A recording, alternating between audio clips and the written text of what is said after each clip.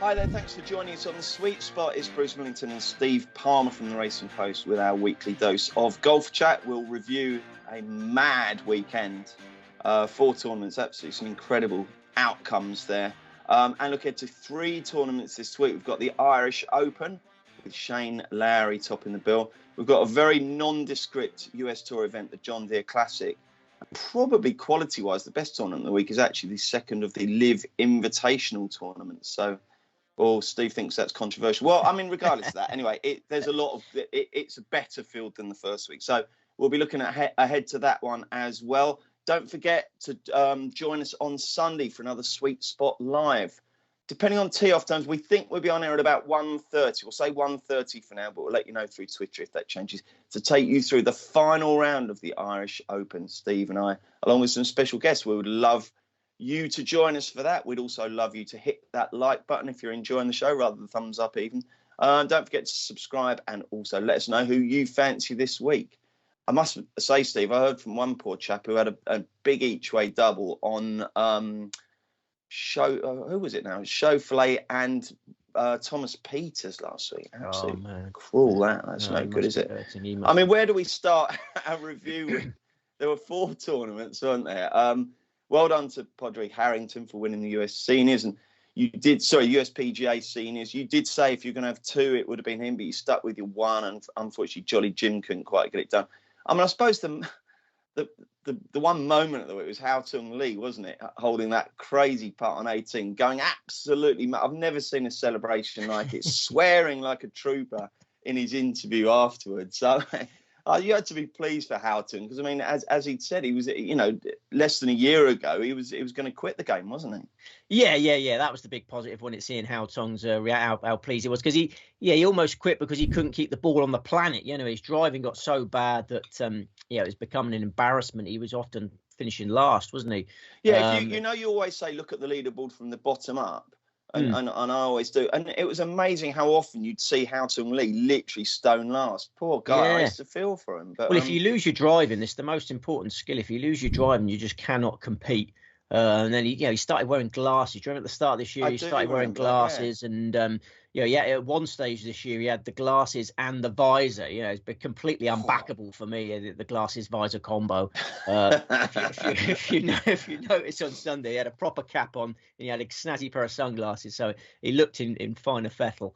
And he did well, didn't he? I mean, Lady Luck. We often talk about Lady Luck. He was so lucky down 18, wasn't he? I mean, he went straight through that tree, and he was like, "Did I go in the water? Did I go in the water?" And then his second shot almost trickled into the water. Then his chip was absolutely ludicrous, and then he's hold the putt back.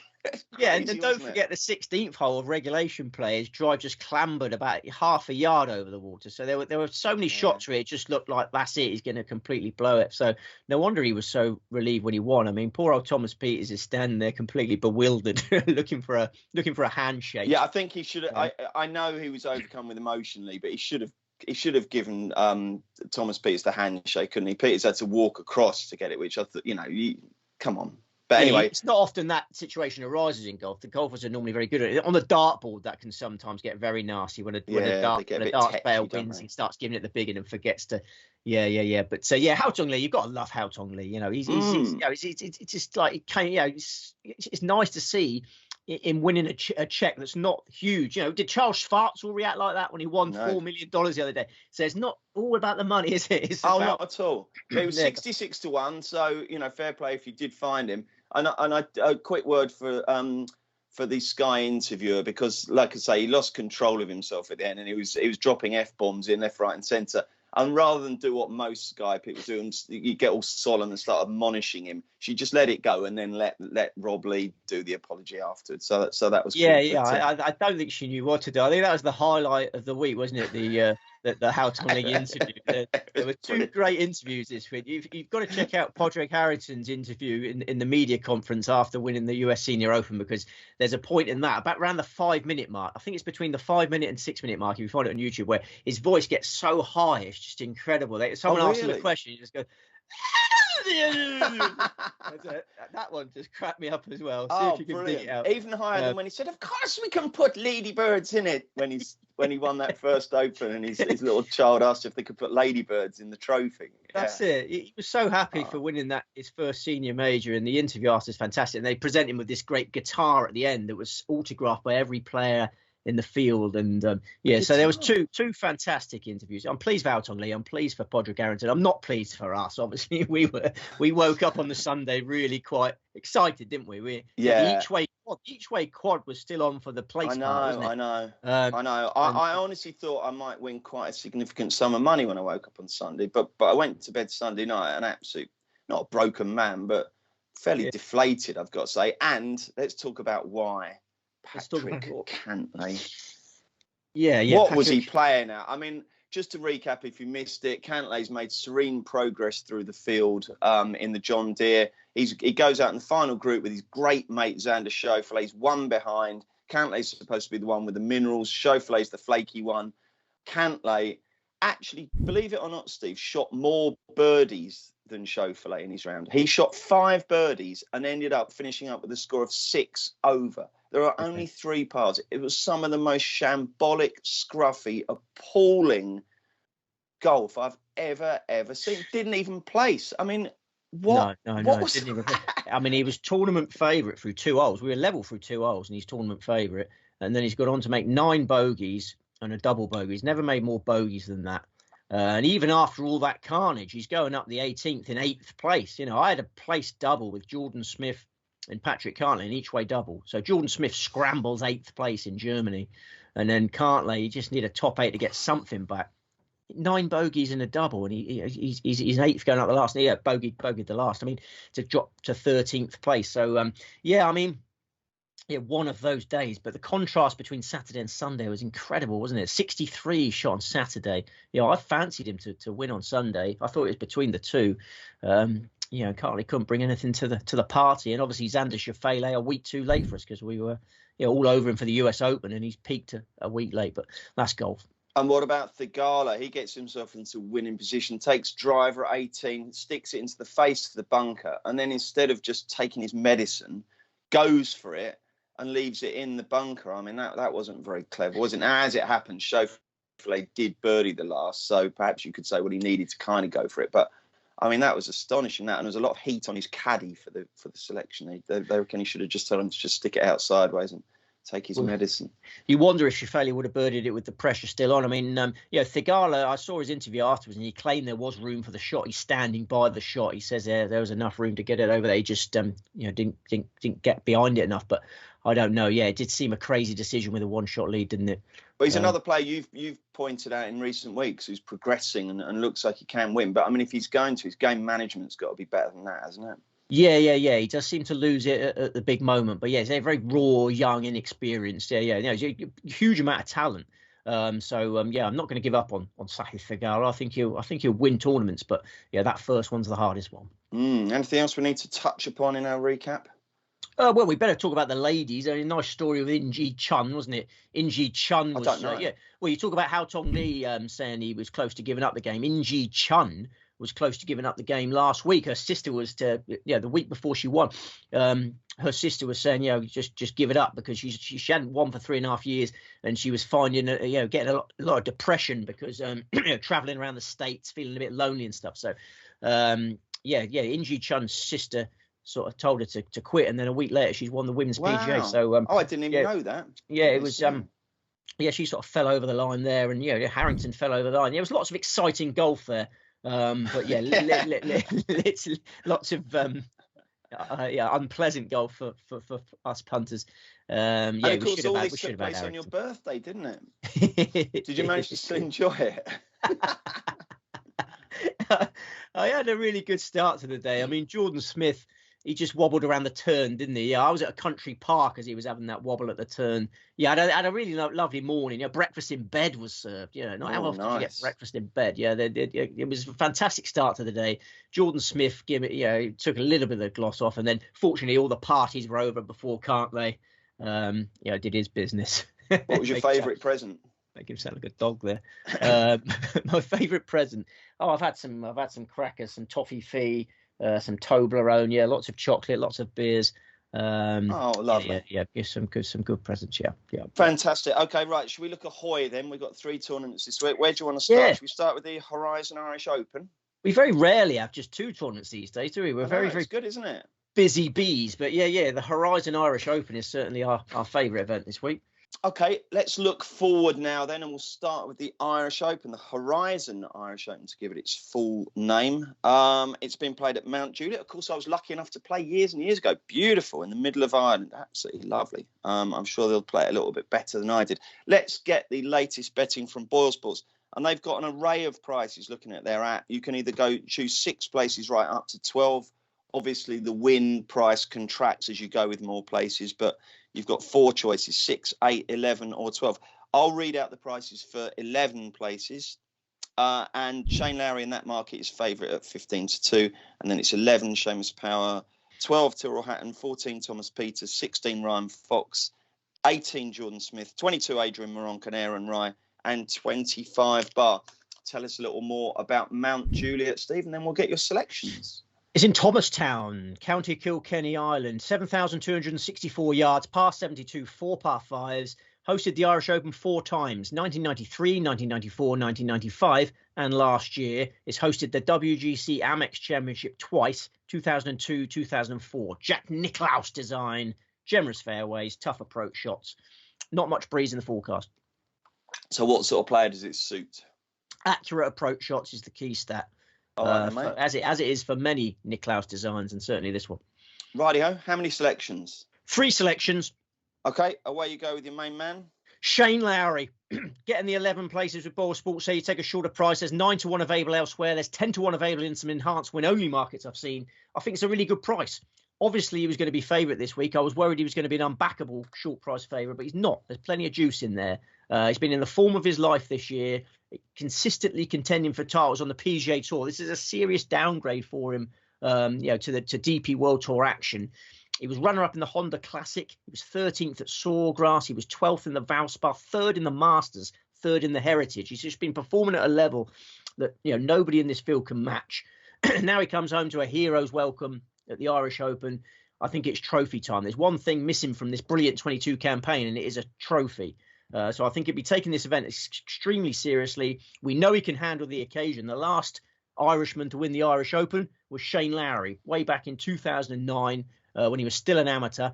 Of course, he won the 2019 Open in Northern Ireland. So he's proven that handling himself in front of enthusiastic galleries. You're ponderous there. You're ponderous. I can't believe he won it 13 years ago. That's absolutely thrown me, that. He was still an amateur, terrible weather conditions. He was 500-1, I believe. Some crazy odds against his name. Wow. It was an amazing victory. He was really potty mouthed down the stretch, I remember, but we can forgive him that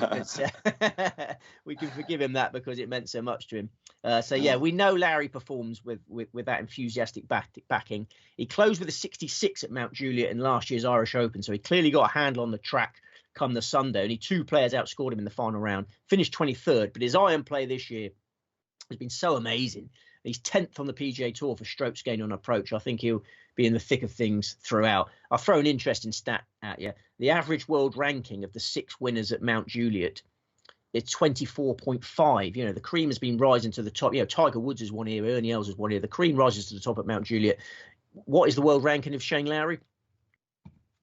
24. 24. Okay. Sorry, no, I was giving you a chance. It's just a quirky little interest. Yeah, no, that's amazing. Yeah. So I think he'll win. I think Big Shane wins. I mean, the US Open miscut. I wouldn't worry about that. He's on the wrong side of the draw, missed it by a shot.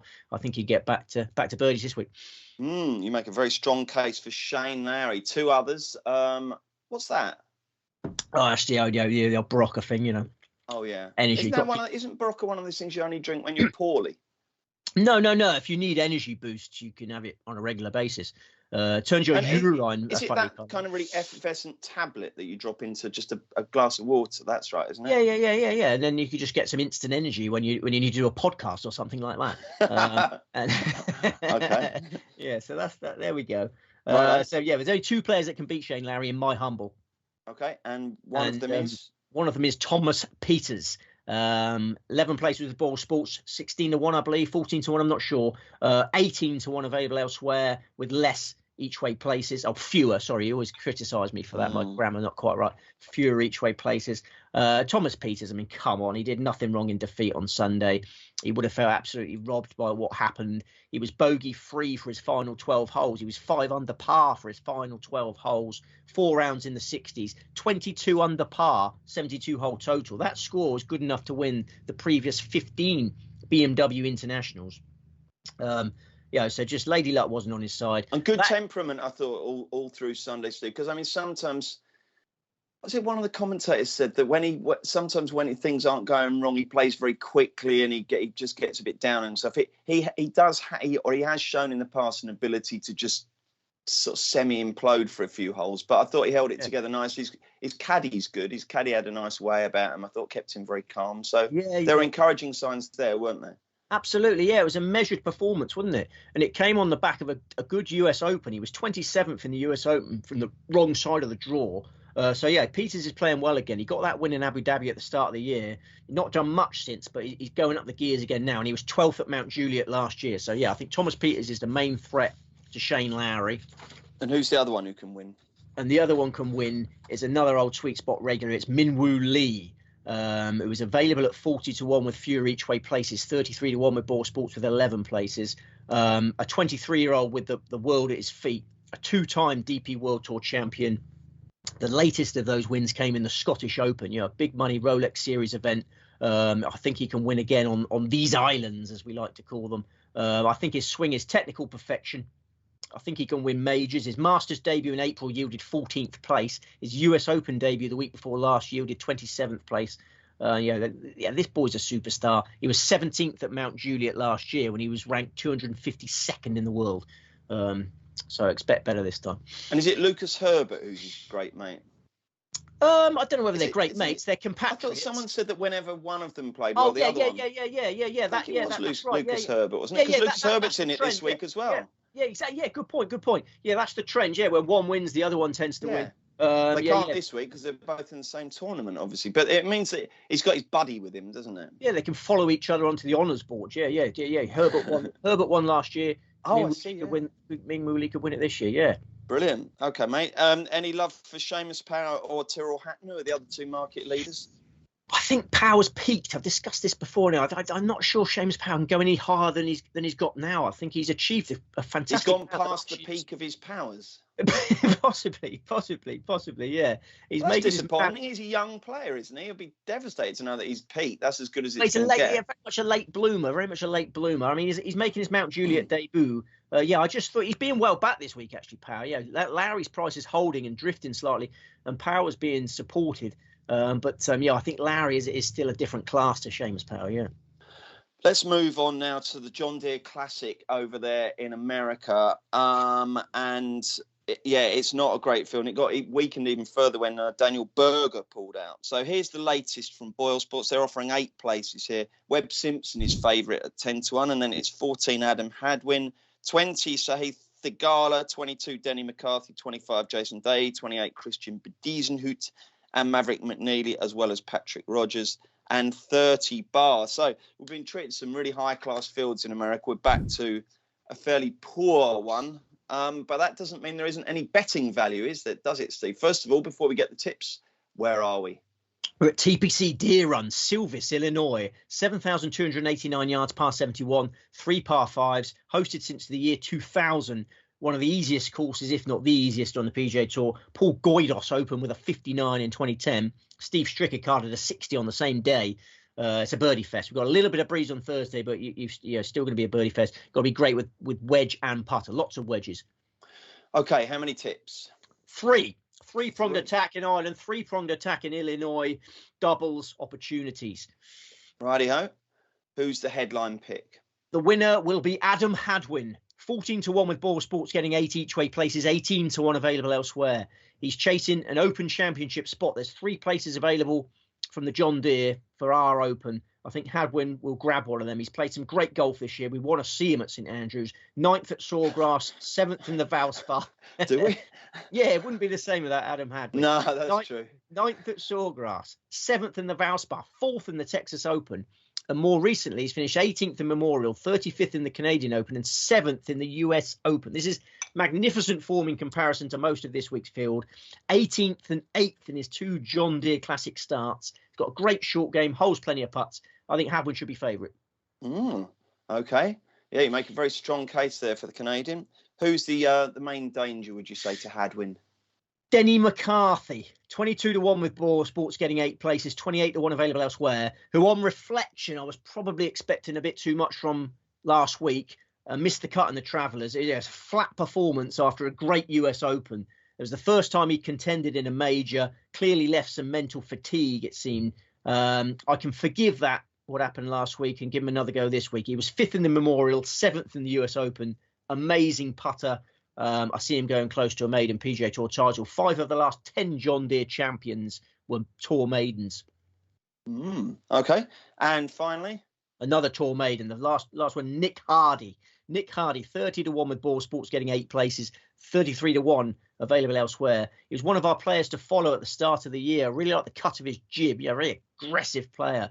But some injury problems have impacted his PGA Tour rookie campaign. He was missing loads of cuts until he got healthy again and dropped back down for a spin on the Corn Ferry Tour a month ago and lost a playoff. So missed cuts all over the place, then lost a playoff to Harry Hall on the Corn Ferry Tour.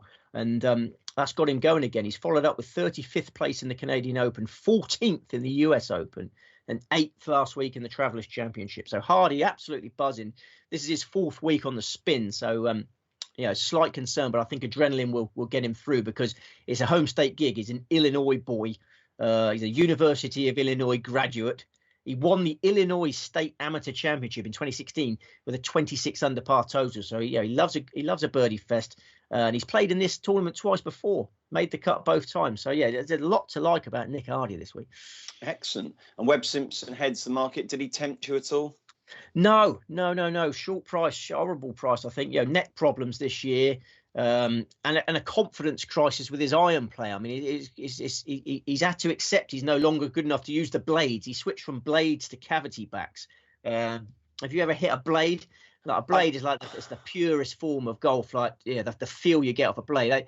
Briefly, I was good enough to use them once, and I had them for about a year. But if you're not good, you got to use cavity back to get a more forgiving face, and Simpson has had to be humbled in the middle of this year and gone to cavity back. What would most of them use? What percent would use blades and what would use cavity? How many would use cavity? It's a great question. I mean, really, is it? I mean, Tiger Woods would never. Tiger the Woods, meaning of life or anything, is it? If you gave Tiger Woods a cavity back, he'd snap it over his knee. He'd just say, "Well, really?" You feel besmirched. Yeah. When you go to a golf club, you see someone with blades, you just go, "Oh yeah, respect." It's like a visor, is it? Yeah. Well, no. I'd say about. I don't know. I remember when I had blades, I felt like Cock of the North. I just, you just feel like you're a better player because only a certain. It's a very small sweet spot, you see. But right, I see. Improved feel. But Simpson, his short game's not been great this year either. Okay. Hadwin should be favourite over Simpson. I know their mantelpieces might not suggest that, but on pure form, you have to go with Adam Hadwin. Okay. And have you got any thoughts on the meaning of life? I think it's experiences, actually. Yeah. I think the meaning of life is to experience as much as you can, which is why it breaks my heart to be in this shed so much.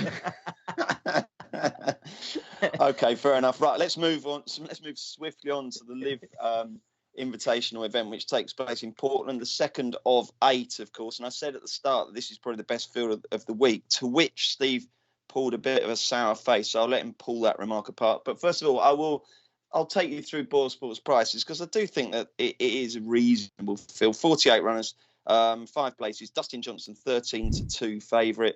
Louis Oosthuizen, 10. And then there's some new defectors or new recruits, as they probably rather you called them. 11, Abraham Anser and Brooks Koepka. 12, Tyler Gooch. 16, Bryson DeChambeau. 16, Sergio Garcia. 18, Kevin Na and Patrick Reed. 22, Pat Perez. And the first winner, Charles Schwartzel, 25, along with Poulter and Horsfield, 28 bars. So Are you saying this isn't the best event of the week? I only pulled a funny face. I wanted to put the willies up. Yeah, it was just purely for fun. Yeah, oh, but I think you make a very good point. I mean, this is much better than the LIV 1, as they like to call it. LIV 2. I mean, LIV 2 has got 9 of the last 22 major champions. That's what I was thinking. There's a lot of. You're talking about mantelpieces here. I mean, there's a lot of bulging mantelpieces there, isn't there? There is. Yeah, you got 4 former world number ones. And as I say, 9 of the last 22 major winners. You got but it'll still be played out in a really rubbish atmosphere, I imagine. You've got a lot of the Pumpkin Ridge members have quit their membership because of this. So this place they're going to is a very sort of small city. I was reading about like the mayor of it's really concerned. Portland, Oregon. That's not that small. Portland, Oregon. Yeah, Portland or Plainfield, wherever it's called. It's sort of in the middle of nowhere. This course, and there's a bit of concern. I don't think the atmosphere is going to be great. How do we watch it if we want to? By the way, is it just YouTube? I guess it's another YouTube job. Yeah. I went to the official LIV website and clicked on the watch option, and it takes you to places. I mean, I'll be tuning in again. But only for punting purposes. So it sounds like we're at Pumpkin Ridge by the sound of it. That sounds nice, doesn't it? Yeah, we're at the Witch Hollow course. There's 2 courses at Pumpkin Ridge. We're at the Witch Hollow course at Pumpkin Ridge, which usually plays as a 7,017-yard par 72.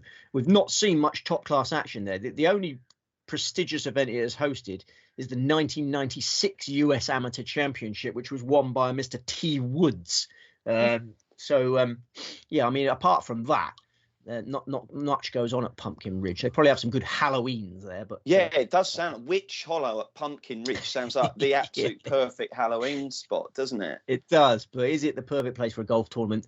I'm not sure. Yeah, the course runs through a forest, so give it that more of that spooky feel. Sounds got spooky, doesn't it? It does, doesn't it? They should make them all dress up as witches. More people might watch there, Yeah, or replace their carbon shafts with broom handles or something. Broomsticks. Yeah, that'd be good, wouldn't it? The YouTube viewing figures would rock it, wouldn't they? They would. How many tips have you got, Steve? I have 1 tip. Is that because you're just disdainful of the whole venture, or is it because in your professional judgment there's only 1 value bet?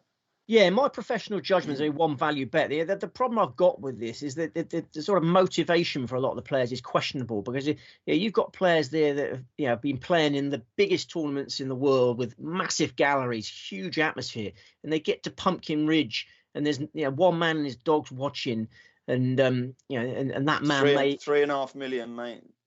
Yeah, 3.5 million smackers for winning. That's a bit of motivation. But I know what you mean. You're not going to get someone doing a Houghton Lee, are you?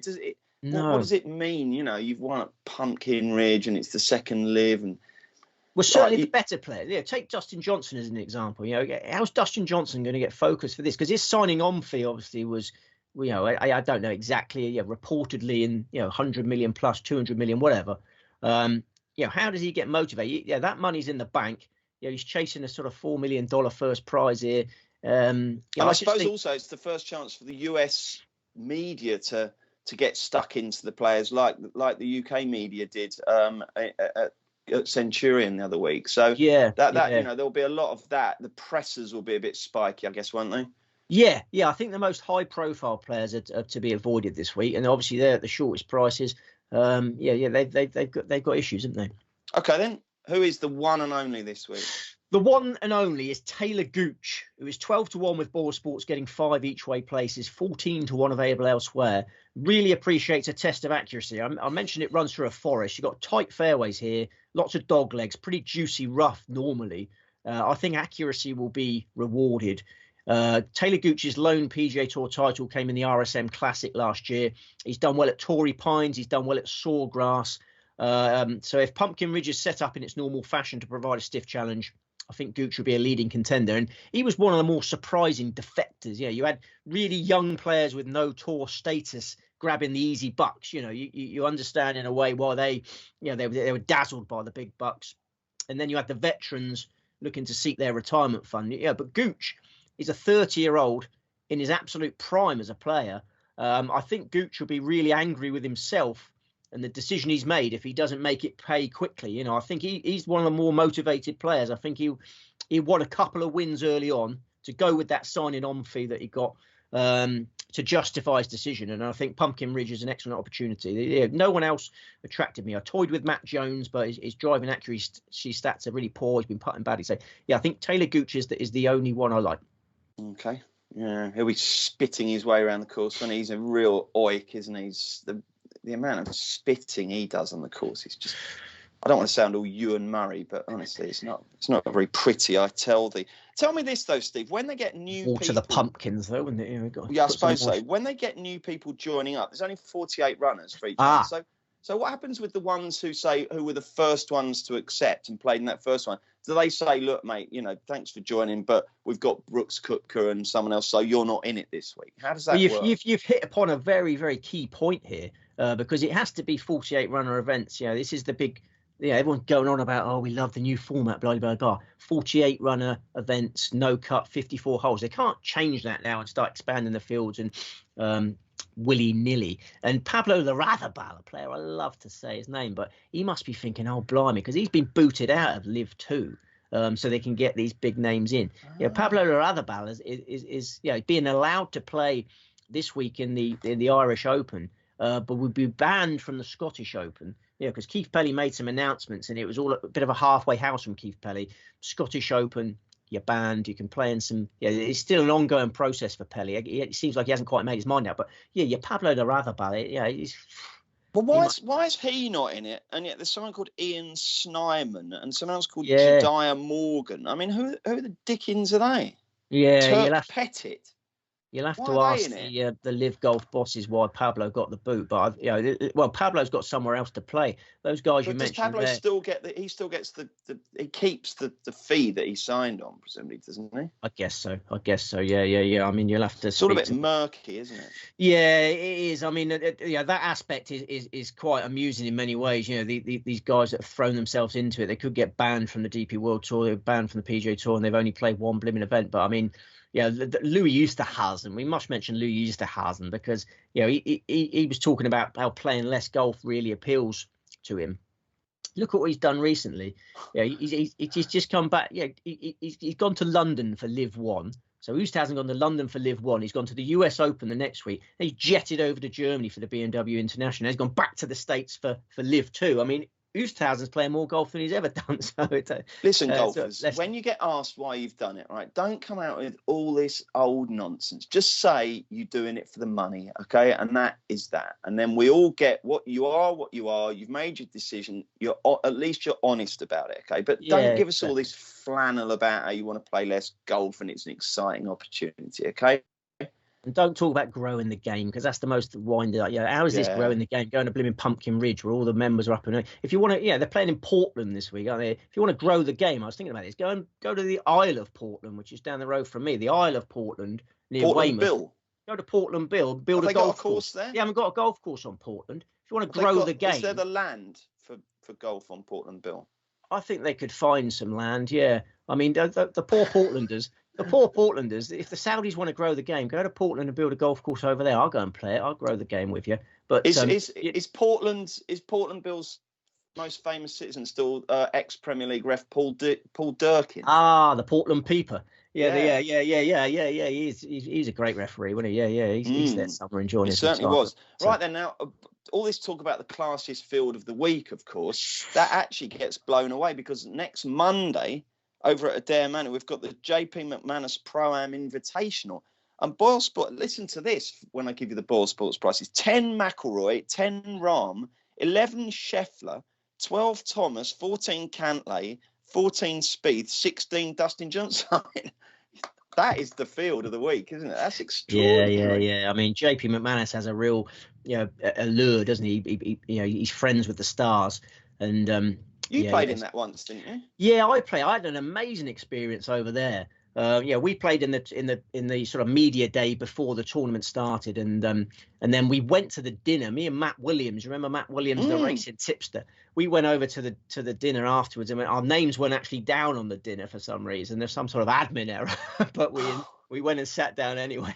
And we had a nice evening. Had some of the best best beef I've ever had. I think they hang the beef for months or something to make it more succulent or something. Did you hobnob with the stars?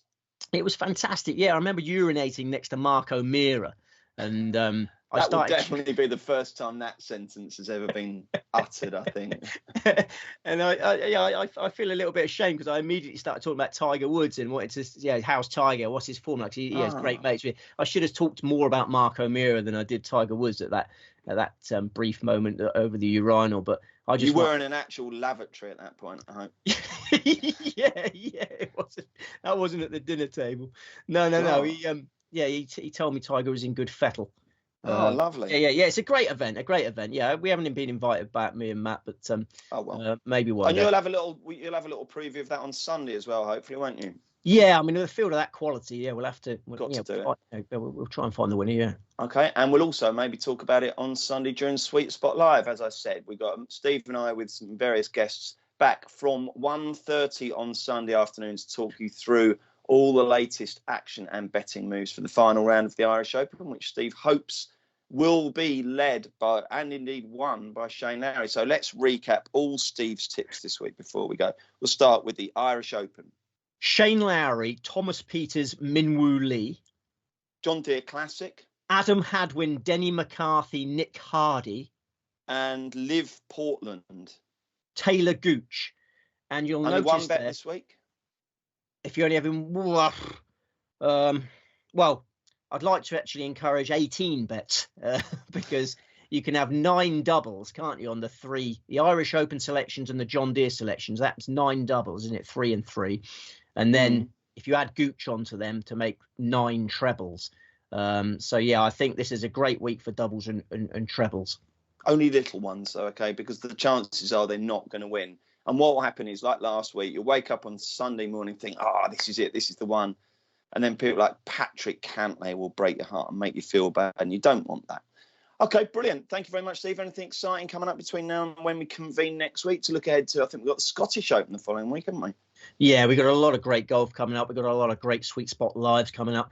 We're going to need a lot of Barocca. Absolutely. Okay, Steve, thank you very much indeed. Thank you to producer Kieran. Thank you most of all, though, to you for watching. Have a fantastic week. Bet responsibly. And we'll see you either on Sunday for Sweet Spot Live or next Tuesday for another Sweet Spot.